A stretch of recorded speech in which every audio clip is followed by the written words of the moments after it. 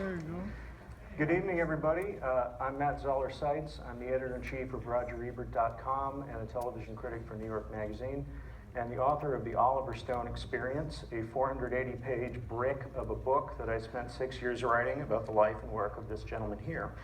I want to start by introducing our panel, Mr. Joseph Gordon-Levitt.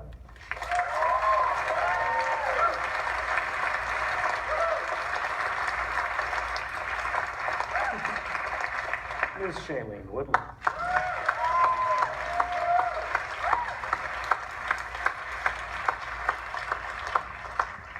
Multiple Academy Award winner Oliver Stone.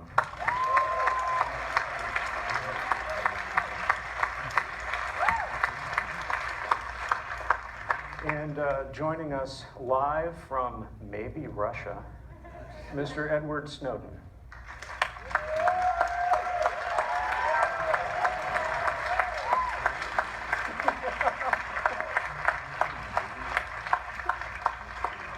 So my first question is for Ed.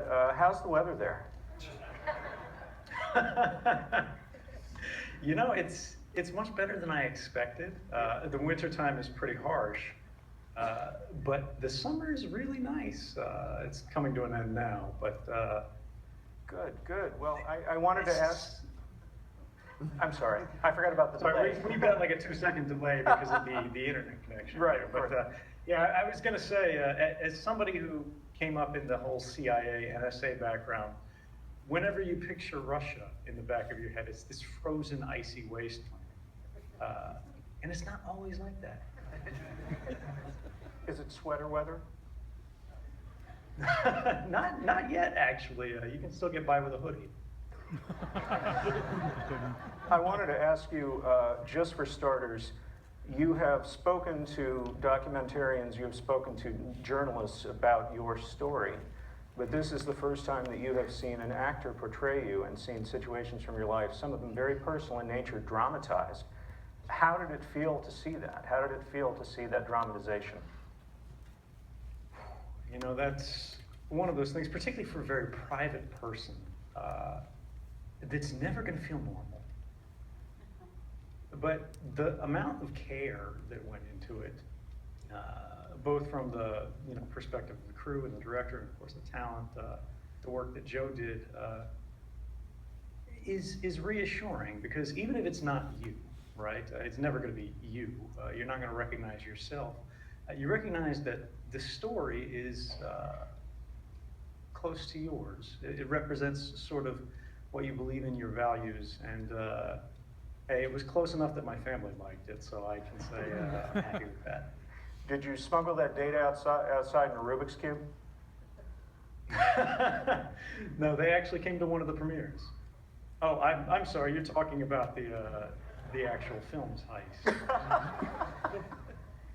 Yes.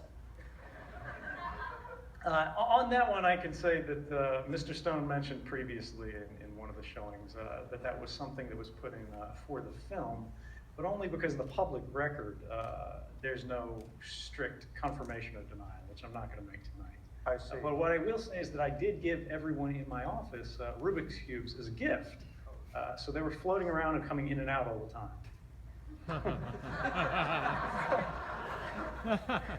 Nice. My next question is for Oliver. Can you describe your reaction to hearing Edward Snowden's story for the first time? How did it strike you, and what about it made you think that you had to tell this story? It wasn't that simple. It was non-sequential.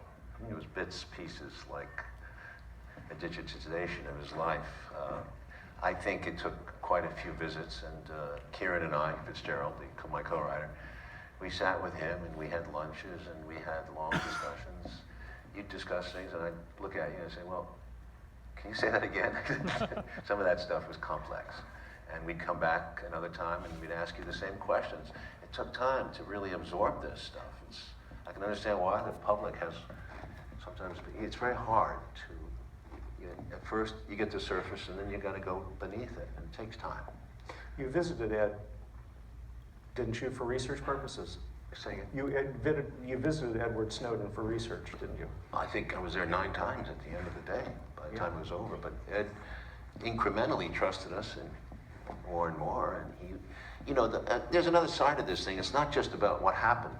It's about relationships. He was not a very shy person.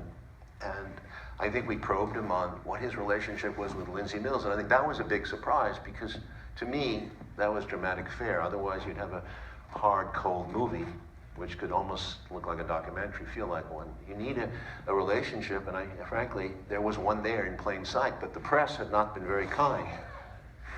I hope you don't mind, Ed, my saying this, but they had not been very kind to Lindsay. And I could see that difference when after I met her and talked to him. Ed, do you agree with that? Do you think the press wasn't kind to Lindsay? They certainly weren't to you. I think there's a natural incentive for media, particularly in the wake of a controversial story, if a beautiful woman is involved, to kind of reduce her only to that, to make her transparent and not really quite a person, but more of an ornament.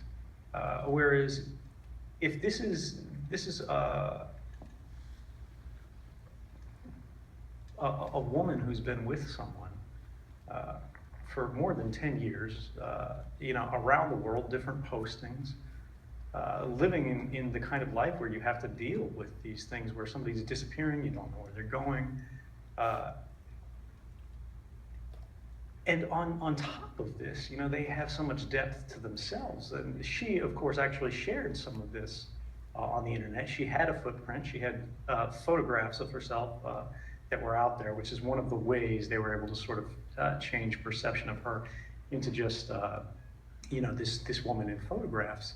That isn't quite fair. I think it's natural, and we see it a lot, even with people who are extremely accomplished. So if it's a normal person who doesn't have much of a voice, who doesn't have much clout, it's all too easy to be kind of buried under a narrative that's not really quite true. Shailene, what do you think of that?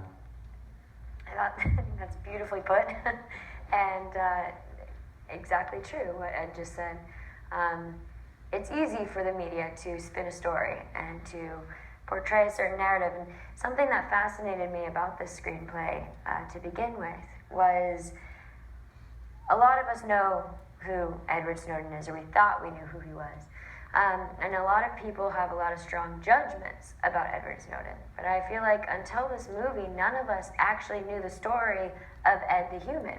We knew the story that mainstream media had put out about him. We knew the story that the government had released, but we didn't know his story.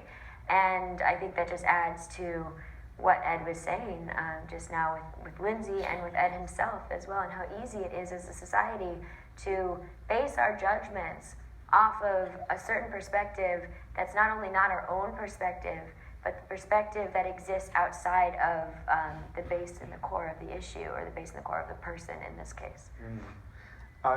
Even though I was working on a biography of Oliver for many, many years, he wouldn't let me read the script of Snowden until I came onto the set last year in Washington.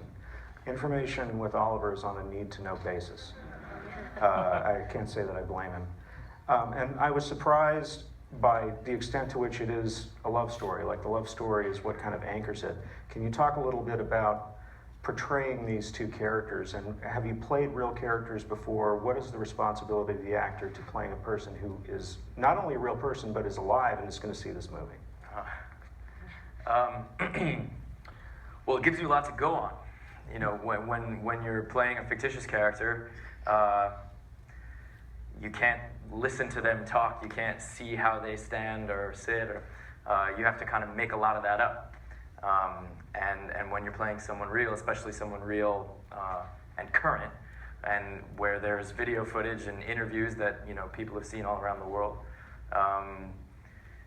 then you're sort of. I like to take it as, well, this can be my inspiration, Right. Is there a responsibility? Yeah, there really is. And I mean, we talked about it for just a second. I hadn't had a chance to tell you, Ed. I'm pointing to the monitor down here because he's on there too. I can point up there. But we had our premiere last night here in New York, and Ed's mom and dad came, and I had not had a chance to meet them before, and I don't know if I've ever had as fulfilling an experience as an actor of feedback as that, because, you know, as an actor, you're always sort of like, well, how was it? You want approval from your director, you want approval from your audience, you want, you know, hopefully it'll get good reviews or it'll get good box office or whatever, but when you play a real person, and then their real mother and father come up to you and say thanks, and say, I saw my son and what you were doing, and thank you for doing this. They thanked me and said, I know this might attract criticism, and I want to, you know. His dad really made a point of looking me in the eye and saying thanks, and I've never experienced anything like that as an actor, that kind of positive feedback. Don't And forget two grandmothers. it really, you're right.